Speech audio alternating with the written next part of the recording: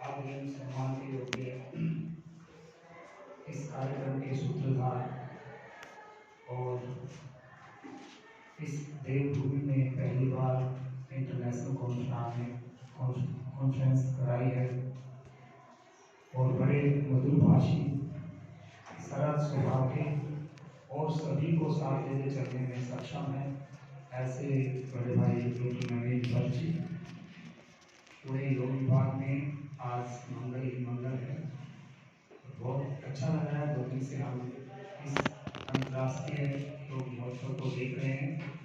अनेक आचार्यों, अनेक विद्वानों, अनेक प्रोफेशनलों के द्वारा योग गंगा भागीदारी है और योग का ज्ञान से हमारे छात्र और हम सब लाभान्वित हो रहे हैं।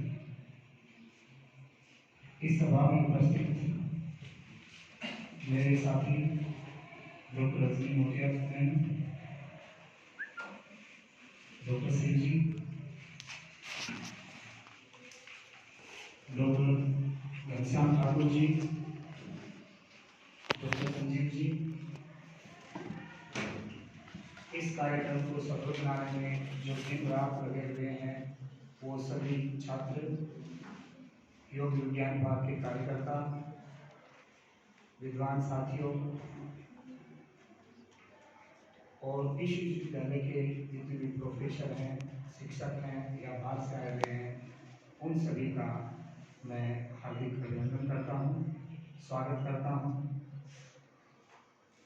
अलग अलग विषयों पे हमने अभी चर्चा देखी और देखा कि योग के अलग अलग पहलुओं को किस प्रकार से हम जीवन में अपना सकते हैं। लेकिन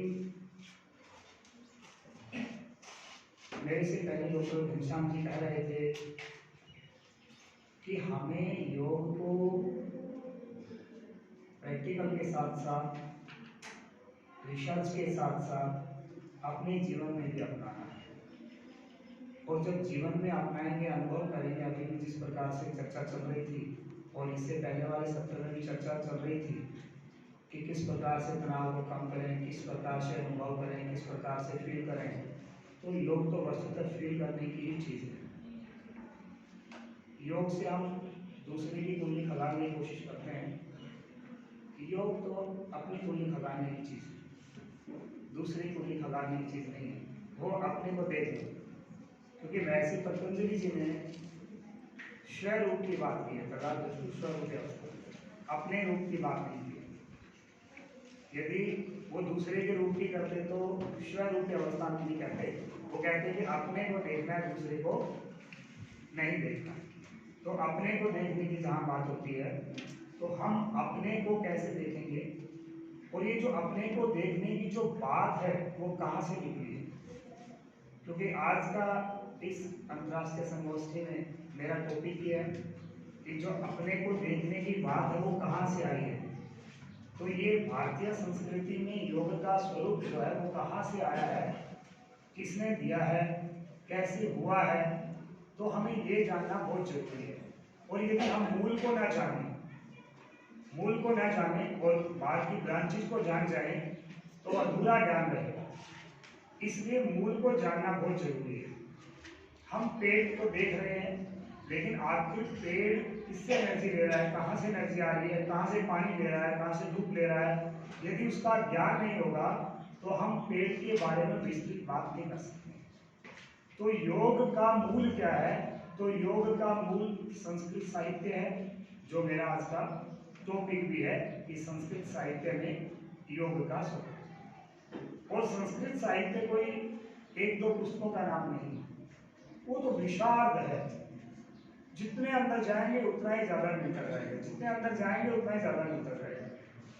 जब हम योग में नहीं थे तो हम योग को केवल झाड़ फूक सोचते थे, फूफा किया योग हो गया। और एक पूरा समाज आज भी यही सोचता है, इससे ज्यादा नहीं सोचता है। केवल जो बच्चे पारंपरिक रूप से पढ़ रहे हैं, जो बीए योग कर रहे हैं, एमए योग कर रहे हैं, डिप्लोमा कर रहे हैं, उनके अलावा यदि आप किसी से भी पूछेंगे तो वो यही कहेंगे कि योग जो है वो तो केवल सुबह रामदेव जी करवाते, फूफा हो गया योग, 2-4 आसन, 2-4 क्रियाएं, पार्कों में होता ही रहता है। लेकिन योग ये नहीं है। योग तो अनंत यात्रा का नाम है। जीवन की अनंत यात्राएं हैं जो योग से होके ही निकलती हैं, और योग संयोग है, और योग ही जीवन का प्रतिपल है। प्रतिपल ही योग है, ध्यान रखना। और जो प्रतिपल को जीना सीख जाएगा वो सदैव आनंद में रहेगा, सदैव परमानंद में रहेगा, सदैव सच्चिदानंद में रहेगा। तो हम बात करते हैं योग के आदि स्रोत की। तो योग का इतिहास कितना पुराना है जितना वैदिक धर्म में, वैदिक परंपरा में वेद पुराण है। क्योंकि वेद जो है वो हमारे ज्ञान विज्ञान, हमारी संस्कृति का मूल आधार है, और वेद के बिना तो कुछ संभव ही नहीं है। और वेद जो है वो संस्कृत, वैदिक संस्कृत भाषा में लिखे गए हैं, क्योंकि आज की जो संस्कृत भाषा है वो अलग है, चेंज है, और जो वैदिक संस्कृत भाषा है वो अलग है। उसको पढ़ने के लिए भी विशेष व्याकरण की आवश्यकता होती है, और आज की सामान्य संस्कृत को पढ़ने के लिए व्याकरण की इतनी ज्यादा आवश्यकता नहीं होती है।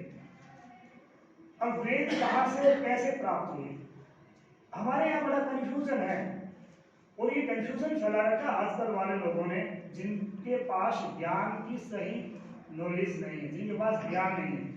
लोग कहते हैं मुर्गी पहले है या अंडा पहले है, लेकिन वेद क्लियर कर रहा है इस बात को कि मुर्गी पहले आई अंडा पहले आएगा, कोई सस्पेंस ही नहीं है।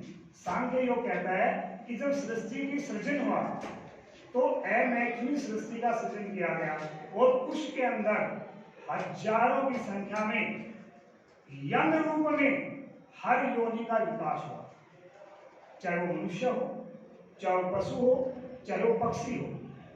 वो यहाँ मुर्गी और अंडे का सवाल ही पैदा नहीं है, यहाँ तो बिल्कुल क्लियर ही कर दिया है कि जब ईश्वर ने अमैथुनी सृष्टि का निर्माण किया, दो प्रकार की सृष्टि, मैथुनी अमैथुनी।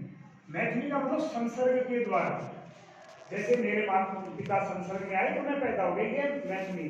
और अमैथुनी होती ईश्वर ने अपनी शक्ति से क्रिएट किया, जैसे सूर्य किसी ने बनाया नहीं, अब ईश्वर की शक्ति से क्रिएट हुआ।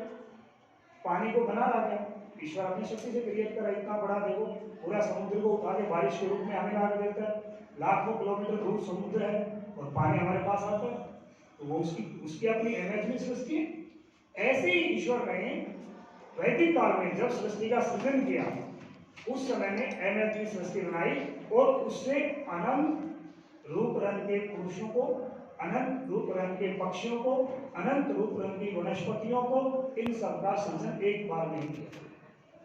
तो मुर्गी और अंडे का यहाँ कोई सवाल नहीं है, ना मुर्गी पहले ना अंडा पहले, यंग रूप में ही सारा का सारा आया। और महर्षि दयानंद सरस्वती जी इस बात को लेकर कहते हैं, यदि हम मान लें किसी नारायण की बात को कि मुर्गी पहले आई या अंडे पहले आए, तो यदि मुर्गी आई तो बीज कहां से आया, और यदि अंडा आया तो उसको सेगा कौन? अंडे को सेना पड़ता है ना, कबूतर है, मुर्गी उसके ऊपर बैठती उसको सेकती है, तो ये झंझट ही हो जाएगा। तो इसमें वेद का, ऋग्वेद का मंत्र कहता है ना मुर्गी पहले आई ना अंडा पहले आया, सीधा सीधा एकदम यंग रूप में क्रिएट हुआ।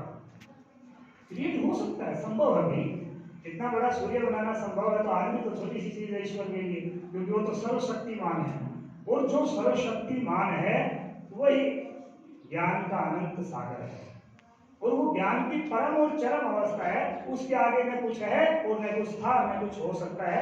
इसलिए कभी भी ईश्वर के विधान में कोई परिवर्तन नहीं हो सकता है।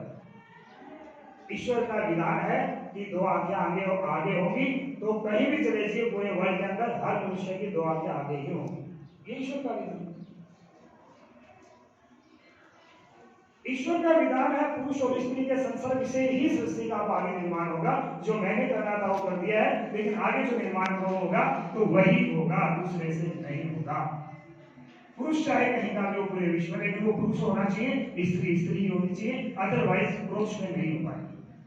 हर चीज की एक यूनिक आईडी बनाई है, मनुष्यों की यूनिक आईडी बनाई, अलग अलग कलर दे दिए, पशुओं की यूनिक आईडी बनाई, अलग अलग कलर दे दिए, पक्षियों की यूनिक आईडी बनाई, अलग अलग कलर दे दिए, जमीन पर चलने वाले पशुओं की और सरीसृप आदि की बनाई उनको अलग अलग दिए, लेकिन संसर्ग उसी के साथ होगा जिसका विधान वेद में है।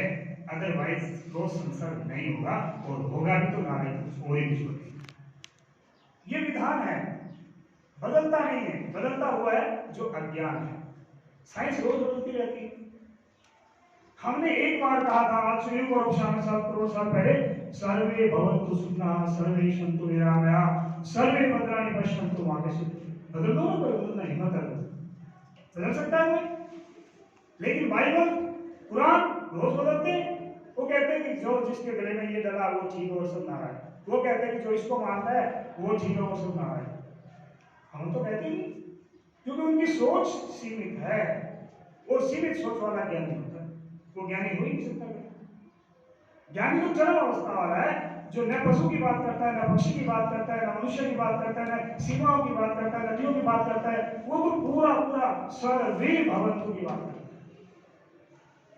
क्यों? इसलिए मैं कह रहा हूं वो ज्ञान की परम और चरम अवस्था है, उसके आगे ज्ञान है।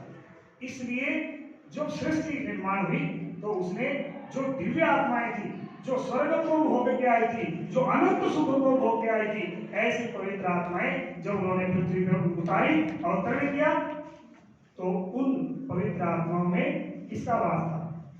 ईश्वर का वास, क्योंकि उससे उसके संसर्ग से आए थे। चंदन के पेड़ के पड़ोस वाला पेड़ भी सुगंधी देता है, पता है? चंदन के पेड़ के पास वाला पेड़ भी चंदन का नया